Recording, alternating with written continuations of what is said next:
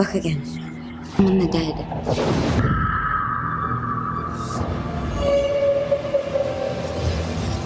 They do not come alone.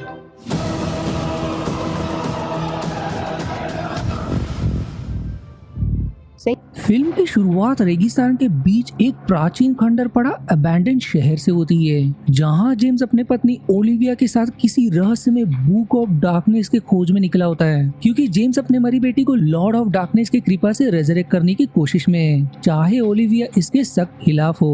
तहखाने का रास्ता ढूंढ निकालने और प्रवेश करने पर चारों तरफ से स्मेल ऑफ डेथ और हर कदम पर इंसानों के कंकाल पड़े मिलते हैं, और ठीक उसके बीच जेम्स वो किताब खोज निकालता है, जिसके दूसरे ओर इस रेगिस्तान के बीच जैसे दूसरी ही दुनिया एक विशाल समुद्र बह रहा होता है। जेम्स किताब के खोज को रहस्य बनाने के लिए हेल्पर को वहीं मार देता है और ओलिविया को जबरदस्ती बेटी का वास्ता देकर तुरंत रिचुअल के मंत्र जपने लगता है, और इससे पहले कि वो कामयाब हो, मंत्र के जपते ही तहखाना भूकंप के झटकों में कांपने लगता है और एक मलबे के गिरने पर वो बुरी तरह से वहीं फंस जाता है। उसे अब बचाना मुश्किल। जेम्स की विनती पर ओलिविया किताब लेकर भाग निकलती है और अब पूरा शहर देखते ही देखते धूल में बदल जाता है। और फिर मूवी कुछ समय आगे मुड़ जाती है, जब ओलिविया को आज भी वो घटना हॉन्ट करती है और दुर्भाग्य से रहस्यमय तरीके से उससे वो किताब भी गायब हो गई। उसे डर है कि कोई उसका गलत उपयोग ना करे, क्योंकि उसका मानना है कि मरे हुए को जिंदा करने पर उसमें शैतान भी प्रवेश कर सकता है। वहीं यहाँ डिटेक्टिव सेर्गे भेस बदलकर एक हत्यारे की तलाश में होता है, जिसने अब तक 3 महिलाओं की बुरी तरह से चीड़-फाड़ करके उनकी जान ले ली। पर उसका पोल खुलने पर वो ऑलमोस्ट उनके हाथों पिटने वाला होता है कि एन मौके पर उसका पार्टनर गैनिन पहुंच जाता है, क्योंकि हत्यारे ने अब चौथे को अपना शिकार बनाया, जिसका पेट फाड़ा हुआ, उसका हृदय गायब होता है और उन्हें काले जादू में बंधा एक अंडा मिलता है। सेर्गी ये भी नोटिस करता है कि हत्यारा सिर्फ महिलाओं को शिकार बना रहा है। उस अंडे को गोल्डस्टेन एक तांत्रिक को दिखाने पर वो समझाता है कि वो पेंटाग्राम है, जो ईवल के अगेंस्ट रक्षा करने को रिप्रेजेंट करता है। और सेर्गे सेम सिंबल एक शो के पोस्टर पर नोटिस करता है, जिस शो को गोल्डस्टेन ओलिविया की मदद से ऑर्गेनाइज करते हैं, इसलिए किसी भी तरह के खोज में तुरंत वो दोनों उस शो को अटेंड करते हैं। दरअसल ओलिविया में बचपन से ही आत्माओं से बात करने की शक्ति होती है, इसलिए दुनिया भर वो अपना शो कंडक्ट करती है, लोगों को अपने गुजरे हुए को एक आखिरी बार दिखाने के लिए। पर सेर्गे ऐसे अंधविश्वास पर यकीन नहीं करता, इसलिए शो के दौरान ही शो का मजाक उड़ाने लगता है। पर ओलिविया अपने गिफ्टेड शक्ति और रिचुअल की मदद से उसी पेंटाग्राम का प्रयोग करके सभी को अपने लव्ड वंस और गैनिन की भी माँ और सेर्गे के पत्नी का भी एक झलक दिखाकर उसे चुप करा देती है। दरअसल सेर्गे की किसी गलती के कारण उसकी पत्नी चल बसी और आज भी वो खुद को इसके लिए माफ नहीं कर पाया, पर वो अब भी ओलिविया के वुडू मैजिक पर भरोसा नहीं करता। पर उसी रात हम गोल्डसिया को किसी अननोन को कुछ पैसे देते देखते हैं और वो किसी को भी इसके बारे में ना बताए उसे साफ मना करता है, पर आखिर वो क्या था हमें आगे पता चलेगा। पर उस बेचारी के बाहर कदम रखते ही वो उसी हत्यारे का शिकार बन जाती है और अब रिवील होता है कि ओलिविया की वो किताब उस हत्यारे के पास ही है, जो उस किताब की मदद से अपने शिकार की किसी कारण से बलि चढ़ा रहा है। पर भाग्य से अगले दिन उन्हें एक गवाह से बड़ा क्लू मिलता है कि उसने हत्यारे को किसी की लाश एक कस्टम कैरेज में ले जाते देखा।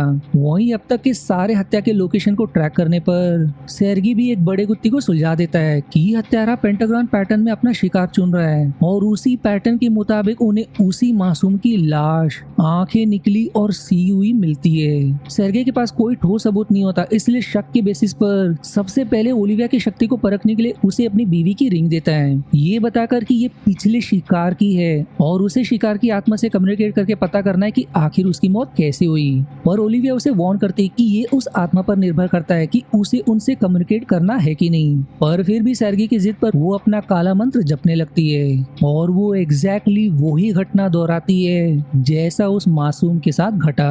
पर सिंस वो रिंग सेर्गे की पत्नी की थी, वो ओलिविया को रंगे हाथों पकड़ लेता है कि वो अब तक जनता को पागल बना रही थी। वो उसे सभी की लाश दिखाकर उसे ही कसूरवार ठहराता है और जनता को लूटने के गुनाह पर उसे सलाखों के पीछे डाल देता है। पर यहाँ वो कैद, वहीं वो हत्यारा एक और को अपना शिकार बनाता है और ओलिविया के फोकस करने पर वो उसी शिकार का विजन देखने में सफल हो जाती है कि उसकी जान कैसे और कहाँ ली गई, जिसे वो तुरंत सेर्गे को खबर करती है। पर सेर्गे उसके मनगढ़ंत बातों से ऊब चुका होता है, इसलिए बिना उसकी बातों पर अमल किए उसे भगा देता है। पर ओलिविया हार नहीं मानती और अपने विजन्स की मदद से उसकी लाश ढूंढ निकालती है। पर सेर्गे अब भी उस पर विश्वास करने के बावजूद उस पर ही शक करने लगता है कि उसे कैसे पता चला कि लाश वही थी। पर तभी ओलिविया को अब न्यू शिकार का विजन नजर आता है और इस बार वो हत्यारे के हाथ पर पेवलुशा ऑल्सो नोन एज डेडमैन का टैटू भी नोटिस करने में सफल हो जाती है, जिसे चित्र करने के बाद गैनन उस टैटू को पहचान लेता है कि आखिर उसने किसके हाथों पर वो देखा था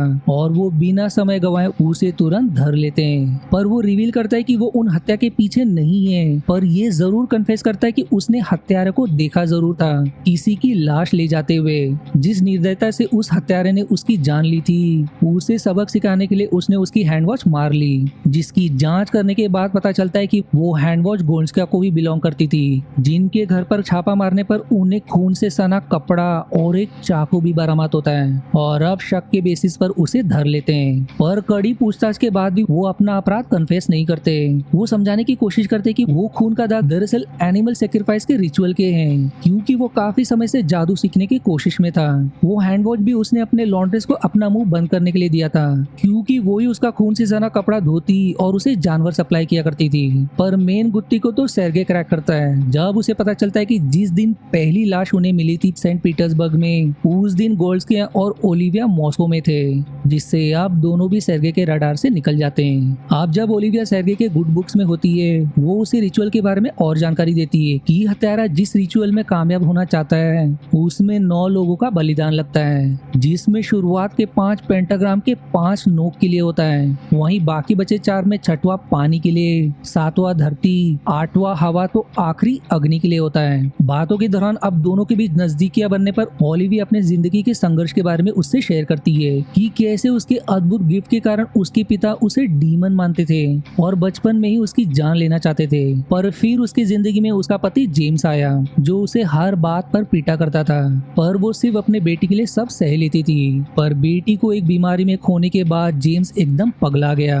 और उस पर अपने बेटी को रिजरेक्ट करने का जुनून छा गया। सेर्गे भी अपनी पत्नी के बारे में शेयर करता है कि कैसे उसकी पत्नी डिलीवरी के दौरान क्रिटिकल स्टेट में चली गई और दोनों में से सिर्फ एक ही को बचाया जा सकता था, जिसका निर्णय डॉक्टर ने उस पर छोड़ दिया। पर वो समय रहते इतना गंभीर निर्णय नहीं ले सका, इसलिए तब से वो खुद को उन दोनों का जिम्मेदार मानता है। और फिर तभी ओलिविया को 7वां शिकार का विजन नजर आता है, जिसे हत्यारा धरती को बलिदान देने के लिए किसी शमशान घाट में जिंदा दफना दिया। दोनों तुरंत शमशान घाट खोज निकालते, पर समय रहते उसे बचा नहीं पाते। ऊपर से एक और बुरी खबर, हत्यारा ओलिविया को अगवा कर लेता है। सेर्गे लाख कोशिश करता है ओलिविया को बचाने के लिए, पर अंत में वो उसे चकमा देकर भाग निकलता है। वहीं गैनन उस कस्टम कैरेज के स्केच के बेसिस पर उसके मालिक की जानकारी पता कर लेता है। वो पूछताछ करने के लिए हवेली में कदम रखने ही वाला होता है कि हत्यारे का नौकर उसकी जान के पीछे पड़ जाता है। वहीं ओलिविया की आंख खुलने पर वो खुद को कैद किसी डंजन में पाती है। उस चेयर को देखने के बाद जहां हत्यारे ने सभी की बुरी तरह से जान ली, उसे उन सारे शिकार का दर्द सुनाई देता है। किसी तरह चंगुल से छूटकर भागने पर भी वो अंत में उसके हाथ लग जाती है। यहाँ गैनी किसी तरह उससे पीछा छुड़ाने के बाद ओलिविया को खोज निकालता है, पर अंत में वो भी हत्यारे के हत्थे चढ़ जाता है। सेर्गे अब अपनी पूरी सेना के साथ खोज करते करते हवेली ढूंढ निकालता है, जहाँ उसे 8वां शिकार, हत्यारे ने उसके पार्टनर को हवा के भेंट चढ़ा दिया। हवेली की छानबीन करने पर टब में एक बच्ची की लाश मिलने के बाद फाइनली सेर्गे गुत्ती को सुलझा लेता है। वो ये भी पता कर लेता है कि हत्यारा अग्नि को अगला बलिदान कहाँ देगा, इसलिए तुरंत फायरवर्क फेस्टिवल की तरफ भाग पड़ता है, जिसके बीचों बीच बंदी ओलिविया मूवी का क्लाइमेक्स अब रिवील होता है कि उसका पति जेम्स अब भी जिंदा है, जो वो खुद है जो सारे हत्या को अंजाम दे रहा था ताकि वो अपने बेटी को रिजरेक्ट कर सके। वो ओलिविया को सभी के सामने अग्नि के हवाले करने ही वाला होता है कि सेर्गे सही समय पर उसे शूट कर देता है और अब जेम्स खुद अग्नि के भेंट चढ़ जाता है और अनजाने में वो 9वां बलिदान सफल हो जाता है, जिसके कारण उनकी बेटी सच में जिंदा हो जाती है। और ओलिविया अब भी चारों तरफ से आग से घिरी अपनी जान पर खेल के समय रहते सेर्गे उसे बचा लेता है और दोनों के एक राहत की सांस लेने के बाद मूवी खत्म हो जाती है और ये रहस्य ऑडियंस पर छोड़ दिया जाता है कि कहीं उनकी बेटी को जिंदा करने की कोशिश में डीमंस भी धरती पर प्रवेश नहीं कर गए। और आज के वीडियो में इतना ही। आशा है आपको मेरी एक्सप्लेनेशन पसंद आई। यदि हाँ तो प्लीज वीडियो को लाइक करना और चैनल को सब्सक्राइब करके सपोर्ट करना ना भूलें। मिलते हैं अगले एक्सप्लेनेशन वीडियो में, तब तक के लिए धन्यवाद दोस्तों।